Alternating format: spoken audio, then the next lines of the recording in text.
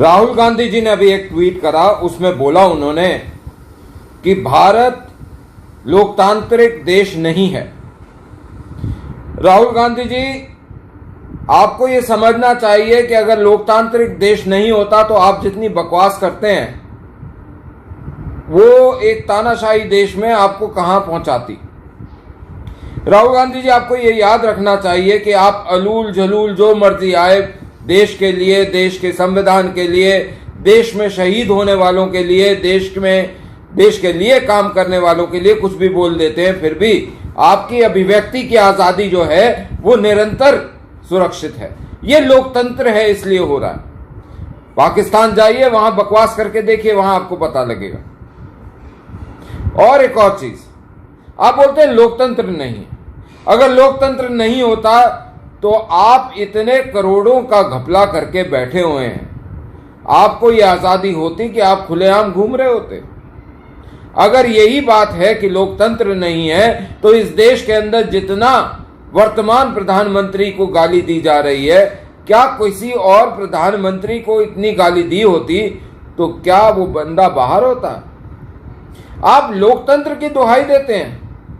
वो लोग जिन्होंने 1984 का नरसंहार करा सिखों का, वो लोग जिनके परिवार के अंदर एक धारणा चली हुई है कि लोकतंत्र को जीवित नहीं रहने देना। आपके ही दादी ने लोकतंत्र को दिन दिहाड़े मारा था, इमरजेंसी लगा के, और आप लोकतंत्र की दुहाई देंगे? आपकी अपनी पार्टी के अंदर लोकतंत्र नहीं है साहब। आपके परिवार के पास कांग्रेस का कंट्रोल है पूरा। पहले सोनिया गांधी जी बनी, उसके बाद सोनिया गांधी जी के पुत्र बने, फिर उस पुत्र की बहन जो है उसके पति की सास सोनिया जी, वो फिर बन गई। ये जो सिस्टम आपका 20 साल 25 साल से चला आ रहा है, आप इसके लिए क्या बोलेंगे? क्या लोकतंत्र है आपकी पार्टी के अंदर? क्यों आए दिन बड़े से बड़ा आपका नेता छोड़ के चला जाता है? ये लोकतंत्र है क्या? आप बार बार ये बोलते हैं कि देश में लोकतंत्र खतरे में। आज तो आपने हद कर दी कि बोल दिया लोकतंत्र ही नहीं है। अगर लोकतंत्र नहीं होता साहब और इमरजेंसी का समय होता, जैसे आपकी दादी ने लगाया है, जब देश के प्रियम्बल के अंदर चेंज करा गया, कॉन्स्टिट्यूशन बदली गई 42वें संशोधन में, और देश को आपने उस समय ये संविधान बदला जब देश के चुने हुए सारे ऑपोजिशन के नेताओं को आपने जेल में बंद करा हुआ था। यह होता है हत्या लोकतंत्र की, और आप बोलते हैं लोकतंत्र की आप हत्या हो गई भारत में। आप आए दिन देश की संवैधानिक व्यवस्था के ऊपर सवाल उठाते हैं, आपको कुछ नहीं होता, इसलिए लोकतंत्र की हत्या हो गई। आप इसलिए लोकतंत्र की हत्या कहते हैं कि आप देश के प्रधानमंत्री को चोर बोल दें, आप देश की संसद के अंदर पारित कानूनों को फाड़ दें, आप बोलते हैं लोकतंत्र नहीं है। आप लोकतंत्र की दुहाई देते हैं और आप लोकतांत्रिक व्यवस्था को तोड़ते हुए जाके आंख मारते रहते हैं, कभी गले पड़ जाते हैं। आप वही व्यक्ति हैं जो देश के टुकड़े टुकड़े करने वाले लोगों की मजम्मत करने के बजाय उनको सहारा देते हो। लाल किले के ऊपर विध्वंस करने वाले लोगों के लिए आपके पंजाब के मुख्यमंत्री 70 वकीलों की फौज खड़ी करते हैं। किस लिए? ये लोकतंत्र है ना, इसीलिए। अगर लोकतंत्र नहीं होता तो क्या आप ये ऐसा कर सकते?